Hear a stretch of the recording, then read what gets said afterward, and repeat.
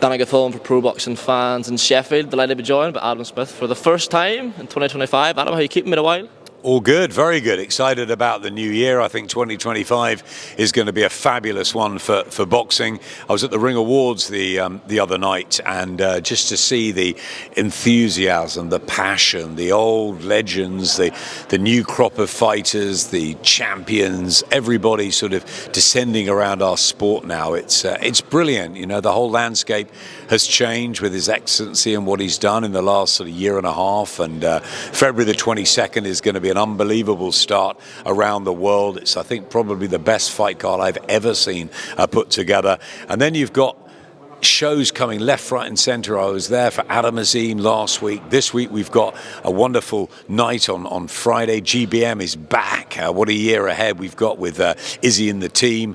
The Shaqs are there, Shaq Pitters, Shaquille Thompson, a whole host of great young prospects. Then I'm over the Snake Pass to Manchester on Saturday night. Derek Chisora, of course, who's entertained us for so long. Frank Warren, who seems to be picking up every heavyweight out there at the moment. Then I'll be back in Manchester the week later for Jack Cattrall on an Eddie Hearn show. It's non-stop, and it's great for boxing. It's wonderful to have the sport as electric as it is at the moment. All eyes on our sport, the sport we love. So yeah, it's fantastic times, and we should enjoy them. We should. One of the more unenjoyable times it would be imagined today. This has been very stressful, I would imagine. Pull-outs, but you have managed to save the show. Just talk to me about what's happened. The top of the bill for the GBM show Friday supposed to be Shaq Pitters against Blendo dos Santos.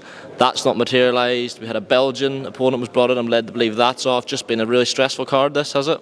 Very stressful times, particularly for Mitch Costello and the team behind the scenes, obviously for Izzy and I to sort of work out what we're going to do and what's going to happen. And I think the key is that the show goes on and the young fighters need to get momentum. Shaq Pitters, I didn't know about the passing of his father. That's incredibly sad news.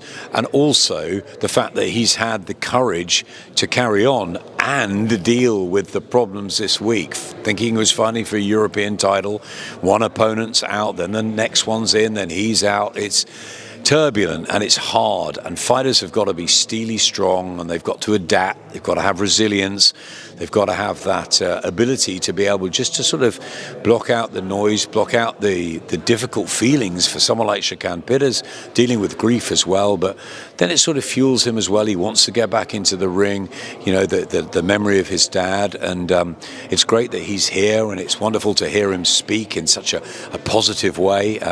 He's still doing interviews and will be at the weigh-in, and you know, he'll still headline along with Shaquille Thompson, who's had his own difficulties, and he's been, you know, touted out for a massive fight with Janabek, and that didn't happen, and then he's got to fight another opponent. It's really hard, but I think the message is that they're fighters.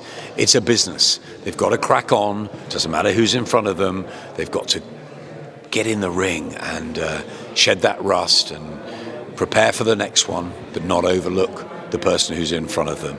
I think there's a crop of great fighters on show on Friday night. Always the opportunity, always the chance of an upset. So yeah, GBM shows are great, high production, all excitement, great buzz, fantastic atmosphere. Terrific to be back in the Steel City, and looking forward to it. You touched on Shaquille Thompson there, and I wanted to bring that up to you. It was, I think Dan Raphael reported that talks were underway for a shot at unified middleweight champion Janabek. We got news today that Janabek's moved in a different direction, seems to be fighting a Congolese fighter. From your understanding, why did the fight between Janabek and Shaquille not materialise? Well, I know Shaquille Thompson wanted the fight. It's down to his team to do the negotiations, so I wasn't privy to that. But you know, he's got a very, very good team around him, in Kevin Marie and Izzy and everybody, and they'll have talked long and hard about what they should do. It's an opportunity that, let's be honest, Janabek is at the moment in another stratosphere to Shaquille Thompson. That's not saying Shaquille can't get to world title level, and I believe he will, but you know, he's an unbeaten domestic fighter at the moment, ranked highly in some world organizations, but he's got to prove himself. He's still got levels to go through, and it would have been a massive jump, but a huge opportunity.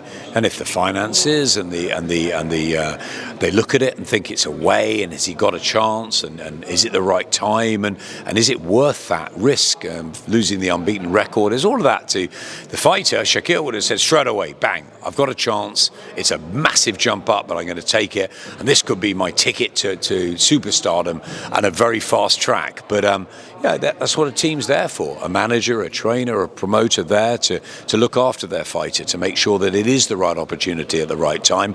And maybe they felt that financially, or the risk that he was taking, it wasn't worth it, and they said no. Let's keep on track. Let's do what we're doing, and we'll take that opportunity down the line. And maybe it will come on a Saudi card, or maybe it will come in America, or maybe it will come here, right down here in Britain. But at the moment, Shaquille Thompson's got to forget all about that. He's got an unbeaten record to protect. He's got he's headlining with Shaquille Pitters on a big night on DAZN on Friday night. That goes out the window. The guy's in front of him. He's here, the Argentinian, here to win, and that's what Shaquille Thompson's got to concentrate on. It's what Shaquille Pitters has got to concentrate on. And the world moves in funny places, particularly in boxing. He'll get his opportunity for the big time, provided he keeps winning and he keeps on track. That's the most important thing. Absolutely. Now, a trip to Kazakhstan would have been interesting, but we digress. Let's talk about the other boxing this weekend. Derek Chisora, a man I'm sure you've obviously known for a very long time. I'm sure you could talk Derek Chisora for hours. Just, it's being billed as the last dance in the UK. Anyway, just a word on Derek, a cult hero in British boxing. He's gone from pantomime villain to being loved by crowds, one of the most sort of popular fighters ever, really, I think you would say. Derek Chisora, British boxing. Going to be a sad day when he does hang them up. A cult character, an entertaining individual who I've known for many, many years, and Derek always provides something different. I love his ring walk. I love the way he takes on anyone. Win, lose or draw, you're going to get value for money with Derek Chisora. Entertainment, whether he's chucking tables, whether he's kissing opponents, whether he's knocking them out. We'll miss him when he's gone. I think 2025, they're calling this the last dance. I think he'll have a 50th. And I'm hoping it's against someone like Dillian White. And I want him to go out this year. I think this will be the final hurrah for Derek Chisora in 2025, whether it's on Saturday night or it's one more, as I expect him to have. But yeah, he will be remembered as one of those heavyweights who just got the crowd on their feet. And he didn't win everything, but that just shows you what the appeal of the man is. He is an entertainer. He is energetic. You love being around him. He brings something different. He brings his own personality every time to fight weeks, and I'm torn a bit because I'm here in Sheffield, obviously preparing for the GBM one, so I can't be at the weigh-in and everything in Manchester, but I'm lucky enough to be there on Saturday night, and you've got to enjoy Derek while he's here, but he's got a tough fight. A very tough fight, because Otto Wallin is a really, really decent guy who's a southpaw, who's a slickster. If he gets in a rhythm, Derek's going to have his work cut out. So Derek's got to cut the ring off and utilise his strength and his endurance and his physicality to really take the fight. It's a great clash of styles, actually. But Otto could be a real handful if he gets into that that rhythm and uses his feet and boxes well. And Derek could have a tough night. But I think it's going to be a great night. Looking forward to it. Big heavyweight night in Manchester. Great arena, by the way, there. So yeah, what a double. February the 7th, February the 8th, Sheffield and Manchester. Tune in. Definitely boxing, certainly getting motoring again. Just a couple of things to get your thoughts on, Adam. Obviously, I've not seen you in a while. Chris Eubank Jr, Conor Benn, we are finally here after one of the most drawn-out sagas, backline stories to a fight we've had, certainly since I've been following the sport. Excited for it? Very excited. I know it's had its controversy. I know there's some naysayers out there who don't believe in this fight, but for me, it's a fight that has to happen, had to happen. It's a story. It's two sons of legends. There's everything in this. It should have happened. It didn't happen. We all know the story with Conor Benn. We know all about the weight, but ultimately the fight has been made. And it is a casual fans fight. We don't have enough of them. We love trade boxing, but you need a hook, you need a story. Tottenham Hotspur, a fantastic stage arena for boxing. Not my team, I'm a Liverpool fan, but I loved working with the guys at Tottenham. Fantastic club, brilliant stage, amazing stadium. We had a lot of fun there for AJ and Usyk won. Obviously Tyson Fury fought Derek Chisora there, and we go back there again. I think it's brilliant, and it's a fight where you don't know what's going to happen, you don't know who's going to win, you know that there's needle, there's spice, and all things nice. When I saw them both at the Ring Awards the other night, Chris Eubank spoke so eloquently, Conor Benn spoke so eloquently. They really want this fight, and the casuals are going to tune in their droves. It's got a fantastic card too, so it's one of those that you're going to watch. It's going to stop a bit of traffic around London. That's what we like to see. I want to see Fury Joshua as well in 2025. Do I love the hardcore nights like we get on Friday night here? You know, the nights where the young prospects come through, the York calls, of course I do. I'm a fight fan through and through, but I also know about the business. And I like to see fights like this that attract the football fans that come in for this, because then they will get attracted to the boxing. I love it. Bring it on.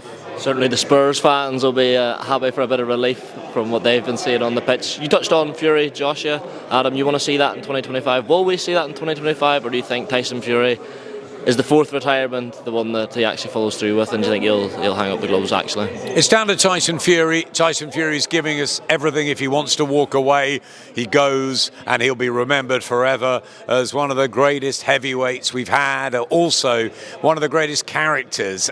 And I mean, for me, it's not just winning the world heavyweight title or all the amazing things he's done in the ring, but it's coming back from where he was. That's the story for me that will never be repeated. Unbelievable. But I don't think we've seen the last of Tyson Fury. I believe that fight will happen.